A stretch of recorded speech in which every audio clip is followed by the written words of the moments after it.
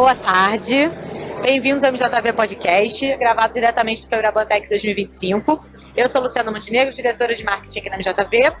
Sou moderadora aqui do episódio de hoje, a nova ordem do mercado, o que uma nova bolsa de valores revela sobre o futuro do sistema financeiro brasileiro. Para poder me ajudar aqui hoje, estou com a Adriana Malamuti, nossa diretora executiva global da MJV. Oi, Adri. Olá. E nosso convidado super especial aqui hoje, Cláudio Prakovnik, CEO da Base Exchange, para falar sobre o projeto que está mexendo com as estruturas do mercado financeiro nacional. Seja muito bem-vindo, Cláudio. É um prazer ter você aqui com a gente. Eu que agradeço o convite, é uma honra estar aqui, um prazer enorme estar aqui. Eu agradeço esse espaço fantástico que a MJV está proporcionando aqui para nossos ouvintes, né, que estão aqui visitando, venham visitar. Para falar de um assunto que é a minha vida hoje em dia, e acho que vai ser a maior revolução na área de mercado de capitais das últimas décadas. Significa o fim do monopólio de uma única bolsa de valores no país, todas as vantagens que isso traz. Então, meu café da manhã, meu almoço e meu jantar, além do Flamengo, é lógico. E estou aqui aberto às perguntas todas. Muito obrigado pelo espaço. Obrigada a você por estar aqui com a gente. Bom, para começar, vou falar sobre, pegando o gancho do que você estava falando, Cláudio. Queria saber o seguinte: depois de passar por gigantes do setor financeiro, você escolheu construir uma nova bolsa do zero. E, como eu falei, isso é um desafio, né? Você falou, é um desafio absurdo. E a gente queria saber, assim, o que esse movimento diz sobre os limites e as oportunidades da infraestrutura atual do mercado brasileiro? Bom, primeiro, uma pequena correção. Eu não acho que eu não fui chamado para criar uma bolsa do zero, né? Eu fui chamado para um ramp-up de um projeto longevo, né? A luta para se trazer concorrência ao país por parte da empresa que hoje represento, que antigamente se chamava ATG, hoje em dia se chama Flow Technologies. Ela vem tentando há mais de 10 anos trazer concorrência para o país. A presença de um incumbente, de um monopolista, e a ausência de um arcabouço regulatório adequado que disciplinasse os passos necessários para se criar uma concorrência no país, impediram definitivamente que a concorrência aqui se instalasse. Por mais de 10 anos, tentativas diversas, solicitando a própria incumbente, solicitando aos órgãos reguladores, que acabou sendo resolvido num processo quando a B3 esteve para adquirir outros concorrentes no mercado. A ATG, à época, foi ao CAD, né, a entidade antitrust brasileira, solicitando uma intervenção no processo, pedindo que fosse feita uma concorrência a esse tipo de serviço. O CAD enxergou méritos na arguição e imediatamente instalou uma arbitragem. Essa arbitragem foi resolvida depois de uma mediação que determinou que a depositária da Bolsa, da B3, fosse aberta a qualquer competidor, não somente a ATG à época. E mais importante do que isso, recomendou aos órgãos reguladores a edição de um arcabouço regulatório que disciplinasse a concorrência. A partir daí, oficialmente, passou a ser possível ter concorrência no país e nós efetivamente fomos então ao mercado para buscar investidores. Nesse momento, a Mubadala Capital, que é uma parte do Fundo Soberano dos Emirados Árabes Unidos, adquiriu completamente, não completamente, mas adquiriu o controle da ATG, fez o aporte de capitais necessário para que a ATG, à época, protocolasse no Banco Central e na CVM o pedido de estabelecer uma concorrência no país. Acho que é importante para os espectadores entenderem como funciona uma estrutura de mercado e o que é efetivamente uma bolsa de valores, porque ela é composta de 3 camadas. A primeira camada é a camada efetivamente, né, que eu chamo do Tinder do mercado financeiro, que é a camada de casamento de ordens. Isso é, alguém quer comprar, alguém quer vender, você coloca suas características, os preços, e quando der um match, né, tem um casamento. Essa é a camada da bolsa. Quando alguém fala de bolsa, está pensando somente nisso. Que hoje em dia é uma atividade absolutamente automatizada, né? Não existe mais aquele pregão onde as pessoas ficam berrando, compra, vende, selvagens de Wall Street, o Leonardo DiCaprio jogando seu charme. Hoje tudo é automatizado, a maior parte das ações estão em nuvem, são algoritmos, inteligência artificial e tudo mais. Mas na sequência, essas operações elas têm que ser liquidadas, existem chamamentos de margem, né, para garantir o cumprimento dessas obrigações. Você vai para uma segunda camada de uma infraestrutura de mercado, que é a clearing, que é uma camada de compensação e liquidação, que eu chamo da camada que é o banco, que faz esse tipo de operação. E depois tem uma terceira camada, né, que eu chamo do cartório, que é a camada da depositária, que é uma vez que você teve o casamento da ordem, uma vez que as garantias estão lá, você tem que ir ao cartório para transferir a titularidade, quem comprou e quem vendeu, né? Quem comprou vai deixar, quem vendeu vai deixar de ser o dono, quem comprou vai ser o novo dono. O que garantia o monopólio era a depositária, porque o que a nossa bolsa vai fazer é vender os mesmos ativos que a B3 faz. Isso garante a fungibilidade da ação. Você vai poder comprar Petrobras numa bolsa e vender na outra, ou fazer as duas na mesma bolsa.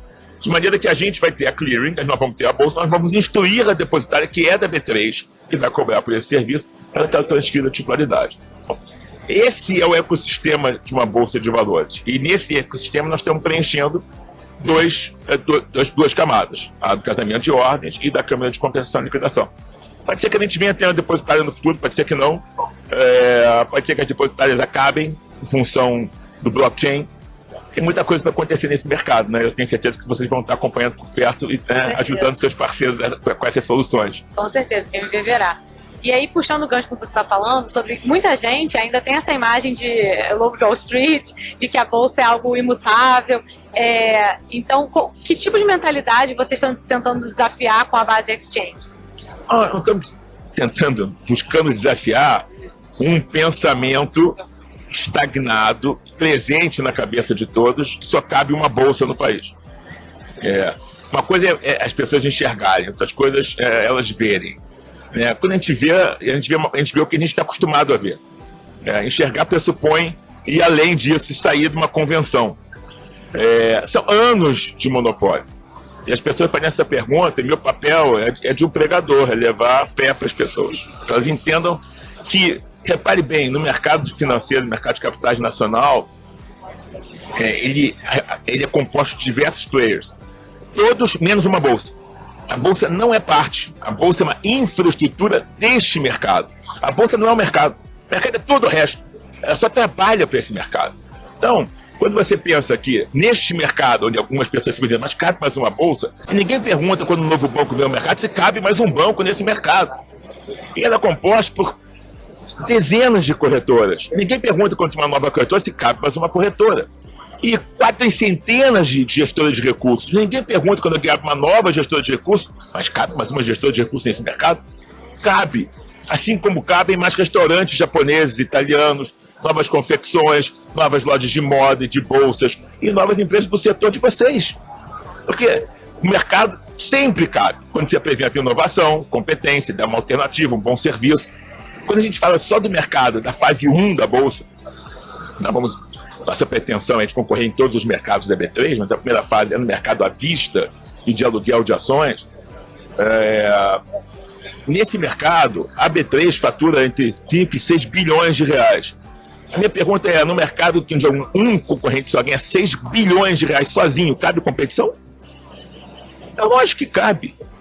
Agora, isso está tão impregnado na cabeça das pessoas que é uma situação semelhante quando o único Gillette que existia no país era a Gillette. É um sinônimo. E alguém teve que provar que não, cabem outros concorrentes no setor de navalhas. Então, assim, aparelhos de barba. O que a gente está, o nosso maior desafio, lógico, é o desafio tecnológico, é o desafio de ser o melhor prestador de serviço, ser mais rápido, mais ágil e tudo mais, mas antes de tudo, é de destruir esse dogma criado comodamente, pessoa de um mercado que se acomodou e se acostumou a ter um prestador de serviço tão somente. E a gente sabe quais são as vantagens de ter competição em qualquer mercado, né? Você também vai me perguntar sobre isso depois, quando perguntar eu falo. Eu ia falar isso agora, puxando o gancho que você falou. Se claramente você vê a competição como algo positivo que evolui. Pode falar um pouquinho mais sobre isso? Como qualquer mercado. A competição só existe quando existe, né, um desejo e uma oportunidade. Então, oportunidade existe quando você tem poucos prestadores de serviço. Nesse caso, tem um só. Então, a oportunidade está aí. E o desejo vem de uma necessidade de melhoria, né, onde os clientes, né, ficam questionando oportunidades de prestação de serviço superior. Então, a gente encontrou esse mercado, claro, nas infraestruturas de mercado. Qualquer competição traz de cara um fator importante, que é a inovação. Isso a gente provoca o incumbente a ser melhor. Para ele ser melhor, ele vai ter que trazer coisas novas. É muito confortável quando você é um incumbente, você é um monopolista, e você vai prestar o serviço que você quiser. Como a gente brinca, que nem uma classe econômica, né, na última cadeira de uma companhia de low budget, A pessoa, quando vai te apresentar a comida, ela vai perguntar o que tem para comer. Ele vai dizer comer ou não comer. Não quer comer, não come. Quer comer, vai comer o que eu vou te apresentar aqui no prato. Não, então eu vou ficar em jejum. Tudo bem. Vai morrer de fome, né? Então é lógico que a inovação é a primeira coisa que acontece quando existe competição. Você tem que ser melhor do que o outro. A segunda coisa que acontece é redução de custos. Efetivamente, o preço passa a ser uma variante. E o mercado ganha com isso. Né? A terceira coisa é a qualidade da prestação do serviço. Você passa a se preocupar com a felicidade do seu cliente. Nós, na empresa, né, na Flow Technologies e na base, a Flow já existe há décadas e ela é a maior empresa de execução de ordens, de Electronic Trading as a Service, né, execução de ordens remotas no país, mais de 330 clientes entre assets, quase todas as corretoras do país. A gente sabe que se a gente não prestar um bom serviço, a gente perde o cliente. Vocês também sabem aqui, na MJV, que existe concorrência. Se não tivesse concorrência, seria bom, vou prestar o serviço que eu puder prestar, né? E pelo preço que eu quiser cobrar. Nós somos client-centric, a gente já nasce conversando com essas pessoas. A gente sabe que quando alguém pensa o que eu preciso para ser bem-sucedido, eu preciso que meus clientes sejam bem-sucedidos. Se eles estiverem felizes, eu quero um percentualzinho dessa felicidade deles. Essa é a nossa filosofia. Então, trazer competição de cara, mesmo para as pessoas que alguma vez digam, não, eu não quero operar nunca com a base exchange, porque o Cláudio é flamenguista, eu não trabalho com quem é flamenguista, quem é rubro-negro. Não tem problema, mas ele validou uma opção dele pela primeira vez na vida. Ele pode escolher entre duas e validar. Né? É como se só tivesse um homem no mundo, e fosse eu, e a minha mulher aparecesse no mercado, quando alguém para casar só tem um. Não, se tivessem dois, ela me escolhesse, ela ia dizer, bom, eu agora escolhi realmente alguém. Né? Eu validei a minha escolha. Então, o mercado já sai ganhando com a competição. Ele sai ganhando porque ele passa a ter um das pilares do capitalismo, que é a alternativa, é a opção. Poder escolher, liberdade de escolha. Então, o mercado vai ficar mais barato. O custo vai reduzir. Se eu parar de inovar ou a B3 não inovar, quem deixar de inovar vai perder. Então, vai ter que se buscar mais inovação. E o preço vai se reduzir porque a gente vai ter que buscar um preço de equilíbrio para o mercado. Então, muitas vantagens para o mercado, muitas vantagens para o mercado. E a gente pretende, e tem capacidade, a gente tem capital tecnológico, capital pessoal e o capital financeiro para competir de igual para igual com uma extraordinária empresa que é a B3. Super competente, a governança sólida, um excelente presidente. Mas agora eles vão competir. E a gente vai competir. Eu costumo dizer, olha, a gente tem 100% do mercado. Essa é a má notícia para mim. Eu tenho 0.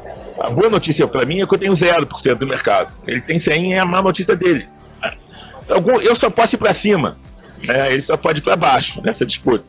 Mas, importante ressaltar que não é uma relação de rouba-monte. É uma relação de ampliação de mercado. O mercado vai ficar maior. De trazer mais clientes.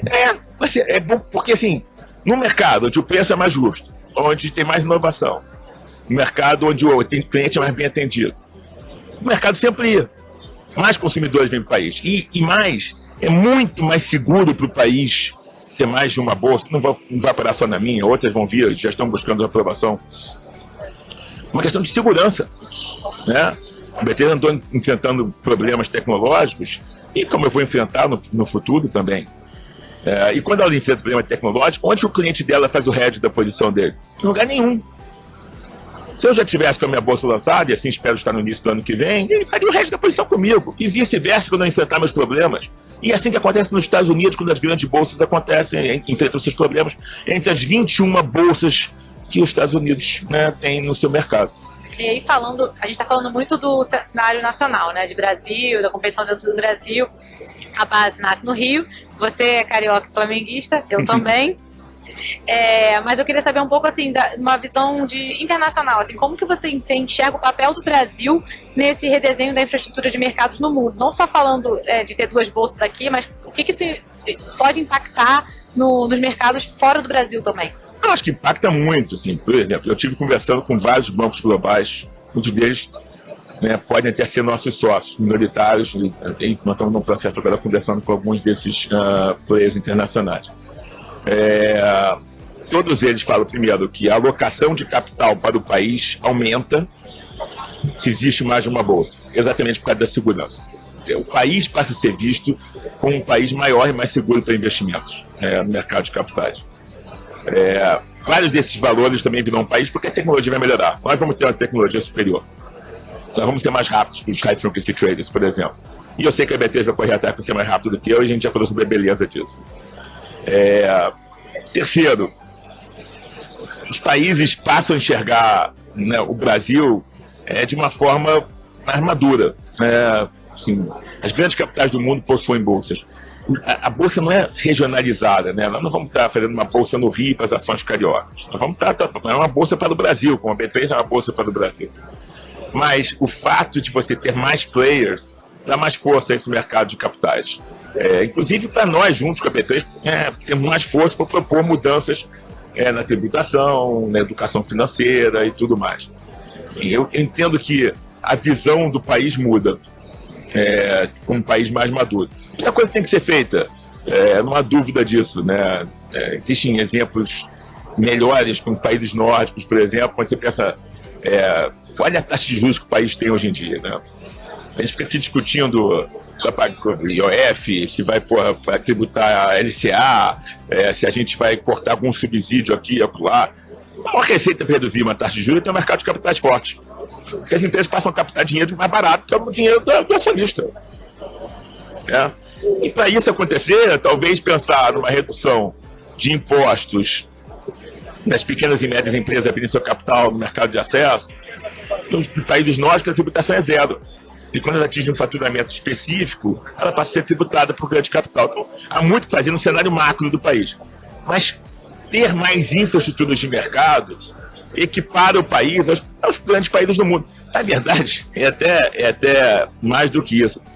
Do G20, só o Brasil e a Espanha só tem uma bolsa. E países que não estão no G20, a Argentina tem 2 bolsas. Então, muda o nosso patamar, muda a nossa compreensão. A visão que o mercado passa a ter de um país com uma tecnologia maior, mais forte, mais ágil, mais rápido, com competição. Assim, acho que é uma mudança de... Não é uma mudança de página, é uma mudança de capítulo na história do mercado de capitais nacional. Só tem a ganhar. Todo mundo, principalmente o investidor, principalmente o acionista, quem quer investir no mercado de capitais. Repara aqui, o investidor institucional vai poder escolher onde ele quer operar. Ele pode operar, por outras razões de estratégia, querer operar mais na B3, operar mais comigo, fazer estratégias de hedge e tudo mais. Aliás, outro motivo para vir mais dinheiro para o país é o fato de que um dos grandes produtos mundiais são as operações de arbitragem entre bolsas, né? É um produto que o país não tem e, portanto, não traz esse tipo de capital. Né? A diferença de preço entre uma cotação de uma mesma ação entre uma bolsa e a outra é muito dos high frequency traders fazem no mundo. Mas o fato é que a intenção dessa história toda é fazer um país maior, é mudar a proporção do nosso país no mundo. E a gente vai conseguir fazer isso, e outros players vão vir. Outros players vão vir e vão querer usar a minha clearing, eu vou fazer a própria clearing. E todo mundo ganha muito com isso, efetivamente, mas acho que o país ganha. E o que eu estava comentando, que eu me perdi no raciocínio aqui, foi em relação ao varejo. O investidor de varejo, se você quiser comprar uma ação, a corretora vai ser obrigada a liquidar a sua operação no melhor preço. Então o ganho para o acionista de pessoa física é enorme. Ele vai lançar a ordem, é transparente para o comprador. A corretora que vai fazer, ela vai ter que pensar, quando ele recebe uma ordem de compra, qual é o melhor preço, automaticamente são algoritmos, qual é o melhor preço para a execução dessa ordem desse cliente. E o melhor preço inclui o preço de tela, o preço da cotação, mais os FIIs, mais o custo do serviço. Então reduz o custo global de uma operação de compra ou de uma operação de venda. Então, ganha as pessoas físicas, ganha as pessoas jurídicas que passam a ter uma estratégia maior de execução, ganha as corretoras, que passam a ter um valor maior no mercado. Hoje em dia a corretora tem um valor pequeno, ela recebe uma ordem e executa na mesma bolsa.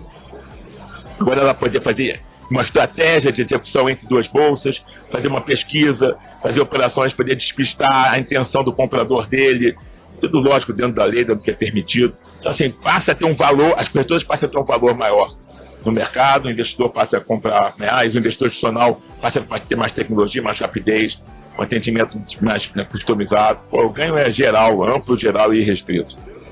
Tem a ver com até uma maturidade do próprio investidor aqui no Brasil, né? É isso, que como a gente falou, não está acostumado a pensar dessa forma.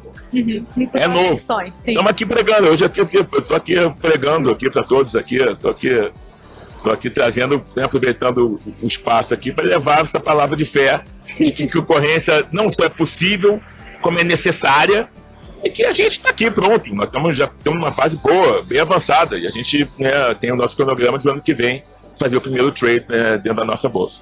Legal. E, Cláudio, para finalizar, o que você, assim, falando daqui a 5, 10 anos, o que você espera ouvir quando alguém mencionar a Base Exchange? O que você acha que é preciso acontecer para esse projeto realmente virar assim, um símbolo de transformação no mercado nacional? Olha, eu acho que tudo que tem para acontecer vai acontecer. Como comentei, a gente tem, uma vez que a competição esteja disciplinada, não é uma questão se vai haver competição, é quando. Então a nossa luta no momento aqui é quanto tempo, né? Nós estamos prontos para entrar em operação. A gente precisa agora do aval do regulador, alguns reguladores que têm toda a razão e toda a necessidade, discricionariedade de nos analisar. E eles têm que ser eles têm que criar eles têm que criar um patamar alto de aprovação para a gente, porque outras vão vir. A gente tem que ser, como a gente é a primeira bolsa a vir, no mercado de ações, efetivamente, eles têm que colocar, assim, high standard aqui para a gente, para servir de benchmark para os demais. E eles têm obrigação de fazer isso, porque a gente está falando de capital popular, né, de investidores, de pessoas físicas. Então, a parte de teste tem sido muito forte e a gente vem passando bem, estamos passando direto, não estamos ficando em recuperação, não. Mas é um processo ainda longo que a gente espera que termine até o final do ano. O que eu quero ser visto no futuro, assim, eu quero que as pessoas compreendam tudo que foi feito, né, reconheçam a luta dessa empresa que há 10 anos vem buscando trazer concorrência para o país. Sim, eu estou aqui há 2 anos na empresa. Assim, os méritos são muito mais da equipe que construiu isso do que o meu, que vim agora para somar. Então, o que eu quero que as pessoas entendam e reconheçam quando a gente fizer o primeiro training, olha, um grupo de jovens lutou por 10, 12 anos, como tudo nesse Brasil aqui, a gente tem que ser resiliente. Lutou, e está aqui. Quem vai julgar a nossa capacidade, a nossa competência, vão ser os investidores, vão ser os acionistas. E o fato de que a gente vai estar abrindo a porta para os demais nos dá muito orgulho mesmo. E aí é aquela frase conhecida, né? Assim, não é o maior, não significa que seja o melhor, né? Se fosse assim, o elefante ia ser dono do circo. A gente aqui dá para trazer um mercado que vença o melhor. E, na verdade, quem vai vencer aqui é o mercado como um todo, né? São os investidores, é o país. E eu quero simplesmente que as pessoas enxerguem que a gente abriu a porta para o país ir para um outro patamar, para o nosso mercado de capitais ser mais seguro, mais eficiente, e contribuir assim para que o país cresça, e as nossas empresas, né, cresçam também dentro do país. Tem muito tempo sem fazer IPO aqui nesse país. Está na hora do país crescer, das empresas crescerem, do custo de captação cair e a gente voltar ao nosso crescimento, que esse país merece. Esse país é muito resiliente e a gente acho que buscou inspiração para nessa resiliência toda poder estar lançando nossa bolsa. Muito obrigada. Obrigada, Cláudio. Nada, foi um prazer. Obrigada, foi ótimo. Muito obrigada mais uma vez, Cláudio, por estar aqui com a gente. E é isso, encerramos mais um podcast aqui direto do Febraban Tech.